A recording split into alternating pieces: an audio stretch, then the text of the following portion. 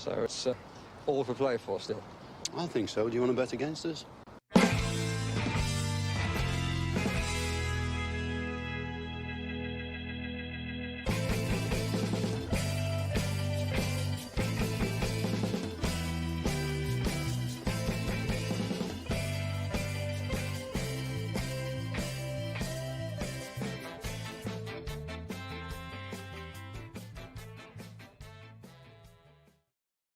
Hi, Villa fans, and welcome to further Love of Paul McGrath podcast. Wanted to pop on and talk about a rumour that's been doing the rounds today. Well, more than a rumour, I think, really. It's been something that's been reported by Fabrizio Romano, and it's also coming from Spain. And it's to do with French international Clement, who spent last season on loan at Spurs and has been linked with a move to Aston Villa, which I think is super interesting. I'm going to get it out of the way early and just mention that I've seen a lot of people online question why Aston Villa would be in for somebody like Clement Lenglet. Question, I suppose, why Aston Villa would be in for a centre half, full stop, when there are other areas of need in this team. And I'll address the second piece I posed first with regards to the centre half, and I think it's quite plausible that Aston Villa will be in for a centre half, or defensive help, should I say? Obviously, with the loss of Tyrone Mings, I don't think that with the loss of Tyrone Mings and the fact that I think that Unai Emery is going to persevere with having Ezri Konsa playing as a right fullback. Not in every game, don't get me wrong here, not in every game, but the option of putting him out there in certain games, moving Matty Cash forward, or having Matty Cash play as that traditional fullback as well. If we are to do that, that leaves us with Callum Chambers being the only defensive option on the bench. And obviously until Alex Moreno comes back, but that's a bit dangerous in my view. Even calling up somebody like Josh Feeney, he isn't ready for senior football, unfortunately, but that's okay. He's not ready because you need that certain level of experience. He's a very good player, and he will develop into a very good player, and he will have a professional career. And I think he will get minutes for Aston Villa at some stage, maybe in the cups. For Villa this season, he would be on the bench. Maybe he might come on, something along those lines.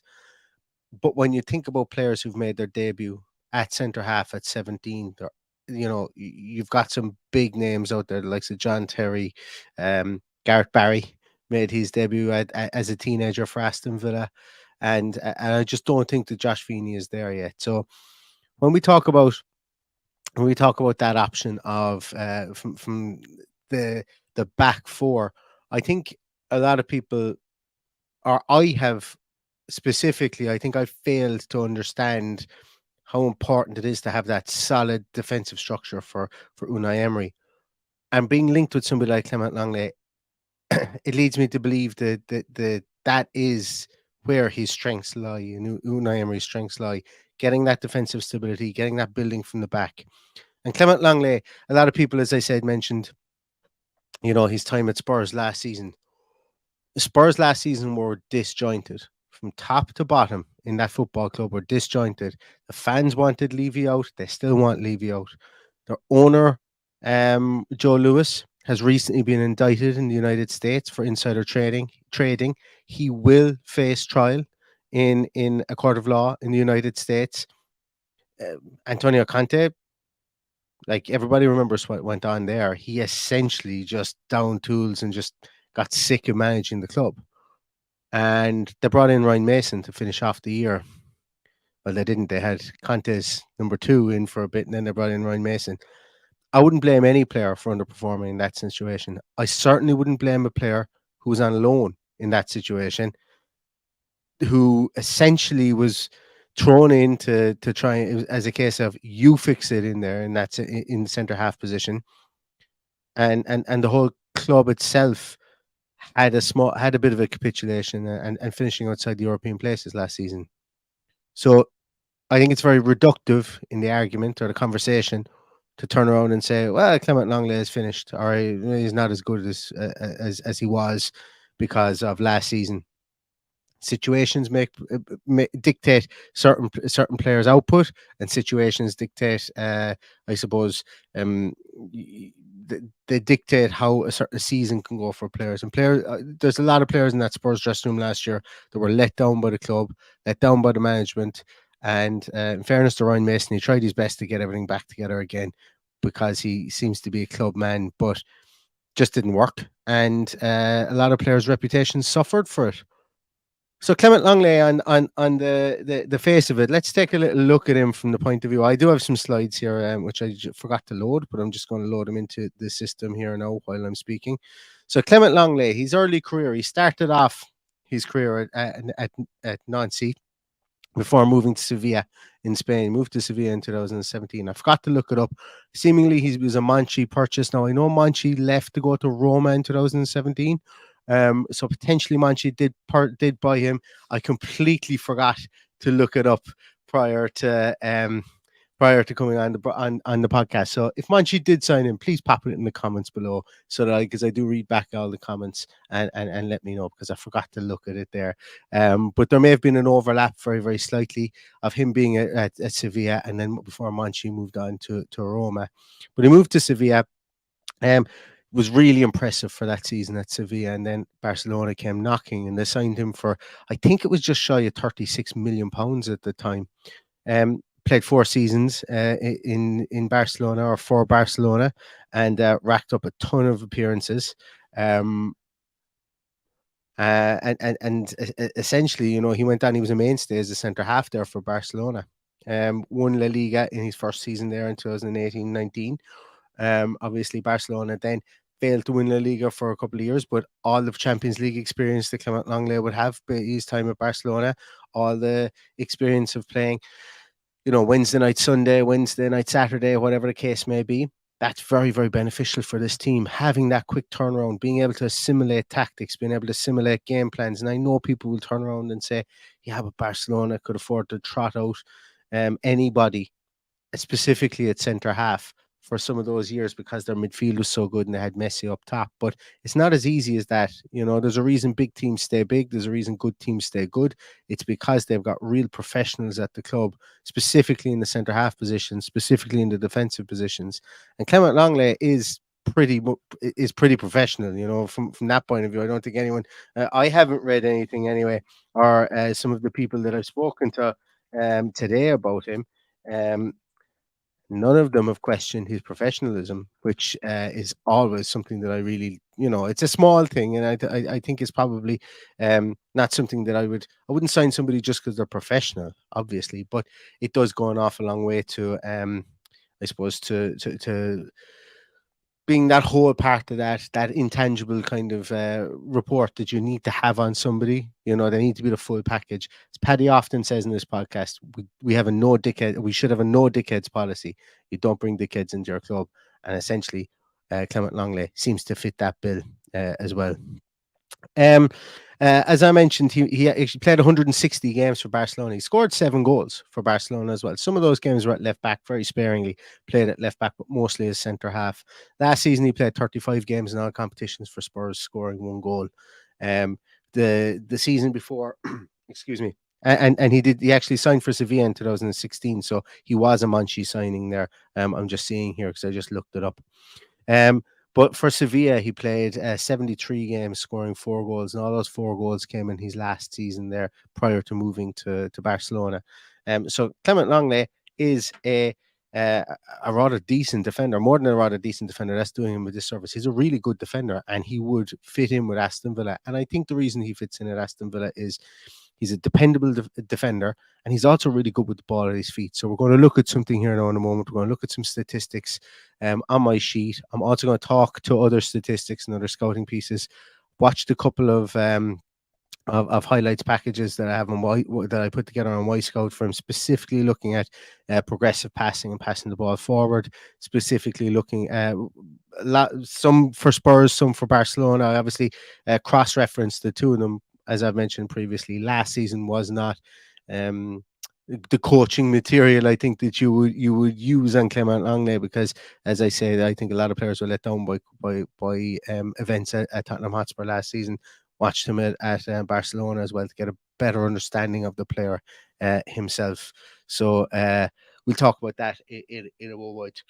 But Yeah, so let's bring up his slides here. So looking at Clement Lenglet, the slides, as I say, these are over the last 365 days. But when we look at him, a very assured tackler coming in the top quartile of all defenders in Europe.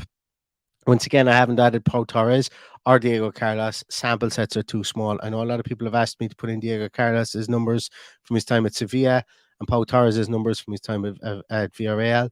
I could, but I want to keep it with the players that we actually have. And essentially, this guy would be we were hoping would come in to replace Tyrone Mings. When we look at this at the slide deck here, and we look at the radial graph here, the one big thing that stands out to me is we're going to see this guy replace an awful lot of Tyrone Mings, except for within the aerial duels area. Now, a lot of people talk about 58% of aerial duels being won as being a bad statistic. And to me, that's only ever a bad statistic when you're like, how am I going to put this? If you win half of the headers, yeah. So when you talk about aerial duels won, probably a better statistic is aerial duels lost that led to a key moment for the other team, if that makes sense. So while we look at it here, you can jump with somebody, you can lose a header, but you can put them off when you're jumping in the air and they don't actually head it to another player. So they might win the header might squirt back to the goalkeeper. Now, I'm not making excuses in any way, shape, or form for somebody having a 58% headed or aerial duel success rate. But I just think there's a lot more context needed, and I don't have that context to give you. I don't have that context to give you. If anybody knows where I can find that context, please let me know, and I will try to start adding it into these conversations. Now, Tyrone Mings was brilliant in the air. I would expect somebody who's 6'4" to be brilliant in the air, and I would expect somebody who's been brought up through English football to be brilliant in the air. Clement Lenglet is like anything I've watched of him, and I specifically watched these aerial duels and stuff. He doesn't come across as being powder puff in the air. He doesn't come across as being poor in the air. He doesn't come across as being, lightweight in the air or anything. It didn't come like on the screen. It did not seem it was an issue for me with these aerial prowess. But when you obviously look at statistics, that's why I'm bringing it up here. Because when we're looking at the stats here on the screen, it does show that there's a noticeable difference between the two. So he has a aerial success rate of 58.6%. Tyrone Mings comes in at around 70%. So there's about 11.5% of a difference there. Which I think I'm okay with based on what I've seen of him and when I've watched him. I don't seem to think that winning the ball in the air is an issue for him. Now, some huge positives for him. Just wanted to get the elephant out of the room there firstly. Some huge positives here are progressive passes. Are exceptional. You know, he's nearly got 4 progressive passes per game. That's really good. Why would Unai Emery want that? Just look at what we've seen at the start of this season. Pau Torres passing that ball into midfield, that 10-yard pass into midfield. Ezri Konsa doing the same, passing that ball into midfield. It's something Unai Emery needs. It's something that he wants. It's something that it has to happen. If you haven't seen my tweet about how Unai Emery attacks, please go and find it. Because you need to have possession. You need to dictate possession to be able to attack like that. And you need to have defenders who are comfortable passing the ball around and then be able to pass it into midfield. Clement Lenglet can do that. He did it at Spurs last year. These are his numbers over the last 365 days. So if you think that he played poorly at Spurs last year, look at the statistics that we can see here and extrapolate them out over good coaching, over a year of good coaching. Actually, do you know what? I'm kind of a bit disappointed that I haven't shown his last season at Barcelona or maybe the season before to give a comparison on this, because I should really have shown another graph with those seasons on it. I don't know what they look like, but that might have been nice to show here as well. But playing at Spurs last season, we can see progressive passes, still pass that ball out into midfield. His pass completion rate right up there. Really, really good pass completion rate. 86.2%. Over his career, I think his pass rate is up around 88%. He is an assured passer of the ball from centre half position. He also attempts quite a decent amount of passes as well, 55 and a half passes per game. You know, he's okay with a workload. and that's something that Unai Emery is going to want as well. This also, he's 28 years of age, but he's just gone 28 too. But maybe Unai Emery might look at this person as somebody who can cover that left back position. We can see by his heat map, he spent an awful lot of time out near the touchline. He was in the back three at times for Spurs last year. Who's to say Unai Emery doesn't play a back three this season? Technically, he played a back three against Burnley at the weekend. Kanza, Carlos, Pau Torres. Luka Dean wasn't in line that often. Obviously out of possession he was. Matty Cash certainly didn't come back out of possession. Clement Lenglet playing as that three in that three maybe allows you to play Alex Moreno as a left wing back, Matty Cash as a right wing back. What I'm saying here is he gives you options. You can also push him out and be a left back, an auxiliary left back if needed. We've talked about Pau Torres being played at left back. Why not talk about this guy? Why not talk about him playing left back? For Barcelona, he played, off the top of my head, I think it was roughly 10 games at left back for Barcelona. You can see here by his heat map, he's not afraid to get out onto that touchline. It'd be an interesting one, I think. It would be an interesting one. I don't have any statistics as to how he shapes up against the left back. I can put him together if anybody's interested and pop him up on Twitter. But overall, I think he's an interesting player because I want to talk about him a small bit more. He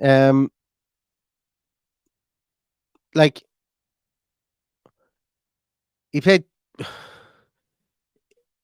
last year for Spurs, specifically only in the Premier League. He made 3.75 interceptions per game. And the reason that I'm bringing that up is he played in a lot of different. He played in numerous competitions for Spurs last year, but I'm trying to find common ground where we can talk about him in comparison to other players that we have here, because I think the big narrative is, and you see it online. I've seen it on Twitter, that people are upset with how he played for Spurs last year and immediately writing him off based on that. But some of the things he did at Spurs last year were really good. Some of the output he had was really good. The team was poor. The team effort as a whole team was poor. There were some really good individual performances and there were some good individual players on that team. The team just was starved of stability. It was starved of proper coaching, for want of a better word. Their leader just down tools. And in fairness to Ryan Mason, he's not a Conte. He's not he's not an Ange Postecoglou who's come in now. And Clement Lenglet, was suffered in that situation. He was on loan, and he was asked to kind of cure what ails him at the centre half position. And yes, sometimes he was he was a victim of the way the team were playing, but sometimes he wasn't. I think there's an argument to be made that he actually had a resurgence of form in certain areas based on how he played at Barcelona. And playing in that three-man defence, you could see when I was watching footage of him, you could see his natural ability for anticipation. You could see his ability to be able to tackle the ball and not the man. He wasn't clumsy. I didn't find him clumsy at any stage, I'll be honest. I didn't find him clumsy at all. And I know you don't expect the centre-half in the Premier League to be clumsy, but it's worth pointing out that he didn't look clumsy, because I've seen it on Twitter today that a lot of people making comparisons of him to some defenders, and I just think that they're wrong, and I just wanted to call that out as well. I've already mentioned about. I'm just looking at some notes I've made on him here. I've mentioned about the aerial duels percentage. It didn't strike me as if he was weak in the air. I'll say that again. I would love if anybody could point me in a direction of aerial duels lost that led to a goal or a key moment for the other team, because I think that's a more fair statistic than just aerial duels lost. I think one of the things when we look at his statistics here is that his ability to move, like he's athletic. he's pretty decent in that area. Like he's not somebody that's particularly going to step right out into midfield, but he'll be comfortable just stepping forward with the ball. Um, it's not he's not going to be somebody who's going to go on a lung buster from centre half, and we don't need that. We don't need that. I'd argue that Unai Emery doesn't want that to happen. I think he just wants to beat that press. So if we're being pressed high, he wants people who are comfortable on the ball, want to be able to maybe just move that ball past the press into midfield. I've said it again. Unai Emery's tactic is based around getting players turned all the time. If players are turned, they're disorientated. They're not sure where they're going. They're hoping a zonal marking situation is going to lead to somebody else coming to the ball. And that's the way Aston Villa are moving. That's why the triangles are played in midfield. That's why those balls go back to the centre half. They go across the centre half position. They go out wide. It's drawing players out of position, making sure that you can get to a situation whereby if someone open in the middle or someone open out in the wing, whereby we can maybe play across for the ball or else get somebody turned in the middle. Clement Lenglet would be absolutely fine at that. He had it would be bread and butter to him because of his number one is his time at Barcelona, his time playing in the French setup as well. It's what they do. It's what they do, and he's been in a ball dominant teams, and I think bringing that mentality of comfortability with ball dominance is quite important, and it's something that he could bring. I don't envisage him being a starter for Aston Villa. And I think that's okay too. But I do envisage him being a massive part of rotation because Aston Villa are going to be playing in the Europa League, barring a catastrophic turnaround against Hibs tomorrow night, or on Thursday night. Barring a catastrophic capitulation there, which I just don't see. Aston Villa are going to have a lot more games in their hand this season. I think it would be wise to make a move like this. And it sounds like it's going to be a loan option with an option to buy. And I think that's wise once more because maybe you don't want to paint yourself into a corner of spending 12, 15, 20 million or whatever on a player. And secondly, arguably Barcelona are going to try and get rid of this guy at all costs from a cost saving point of view. They deferred a ton of his wages. There's a bubbling story here that I found online that Barcelona deferred a ton of Clement Lenglet's wages, and they've actually offered a type of a mutual termination to him, which he refused because he's owed something like £12 million this season, which equates to something like 200 grand a week. Now, that's not to say he comes and signs for Aston Villa 200 grand a week, but I think any saving that Barcelona could get on his wages would be music to their ears. Villa were to come in and pay 35% of his wages or whatever at 200 grand a week, I think that's probably a win for Aston Villa. You know, getting a player in there, wages are subsidized, and I think Barcelona it's a win for Barcelona. Provide we might pay a fee on top of I don't know what fee you would pay for a loan. Maybe you pay a 2 million loan fee, and then you have an option to buy him at the end of it outright if you want to.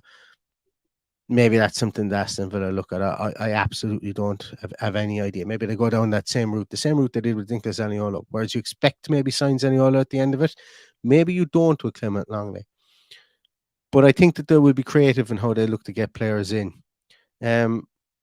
Also, Spurs are still thought to be sniffing around Lenglet. It was thought that Lenglet would sit out, hoping that Barcelona would accept the deal for him to get him off the books. I don't think he particularly wants to stay there. He knows the writing is on the wall. Xavi's come in. They've Christensen. They've Koundé. They've quite a good centre half set up. Araujo in there at the moment. They've got quite a good centre half set up in there at the moment. And Clement Lenglet knows he's not going to fit back in there again. He's been out on loan. Just new managers come in, wants to do things a different way. And at 28 years of age, with all these deferred wages that are supposed to be coming his way, he's look. I think separation between him and Barcelona is probably what both sides want at this stage. He can't be too happy with deferred wages. Now, I've no idea how that happens or how it happens if he does sign for Villa on loan, but I would imagine with the wages being deferred into this year that it would be a loan signing that Aston Villa will sign him on. Barcelona would prop up the majority of his wages. Villa, he would come to Aston Villa. There would be some sort of fee involved, and then maybe I would say Barcelona maybe look at some sort of mutual termination or some agreement with Aston Villa for a small fee so that they can offset the wages that would be lost to him or would be owed to him, should I say, with some sort of a transfer fee from Aston Villa. I have no idea how something like that will go down. But it's an interesting case. Would he succeed at Aston Villa? I don't know. Just like with every single other signing that comes in the door, it's very difficult to say. Based on all available evidence that we have, he is somebody that Unai Emery should look at and go, he is somebody that has all the attributes that I've proven I can work with. He's all the attributes that fit into my system of slow build up and then ratchet up through the gears and ratchet up through the intensity through the middle of midfielder out wide. He's assured, and as I say, he's not a bad dressing room influence. He's left-footed. We know Unai Emery just seems to do nothing but sign left-footed people. As it is, I jest with regards to that. And I think with the tactical flexibility that Unai Emery wants to adopt, if we were playing three at the back, moving Pau Torres into a more central position, having Clement Lenglet out there, out on the left-hand side, and it gives you the option to play Diego Carlos or Konza. I think it just makes sense to have another centre half in there so that you're not hoping or crossing your fingers in the event that somebody gets injured. Because if we had a centre half that went down, maybe picked up a hamstring injury, was out for four weeks, depending on the time of year, they can miss 6 to 8 games. And that's a big chunk of games throughout the course of the year. And do you want to have somebody like Clement Lenglet on the bench to come in? Or would you prefer to have somebody like Callum Chambers? And without denigrating Callum Chambers, I think there is a gulf in class between the two players based on what they've achieved in their career. So as I say, I'm not here ever to tell you what to think. Let me know what you think in the comments below. Clement Lenglet, latest player that's been linked with Aston Villa. Let's see what happens over the next coming days. I'm sure there's going to be a lot more said, written, and tweeted about with regards to transfers over the next few days. And as they are, we will try our best to come and speak to you about them as and when they happen. But I'm going to leave it at that today. That's Clement Lenglet. Let me know, as I say, what you think in the comments. If you do like this, please hit on the thumbs up. If you like the podcast and you're not subscribed, we'd love to have you on board for more of these. We nearly come to you guys every day, or if not every day, we're definitely here every second day. So you won't be starved of content from the podcast as well. And it costs you nothing to hit on that subscribe button. So if you do like what you see, please click on the subscribe button. And we'd be delighted to have you come back and share your opinions with us as well. So thanks very much, everybody, for watching and for listening. In the meantime, stay safe, stay healthy, and all that's left to say is up the Villa.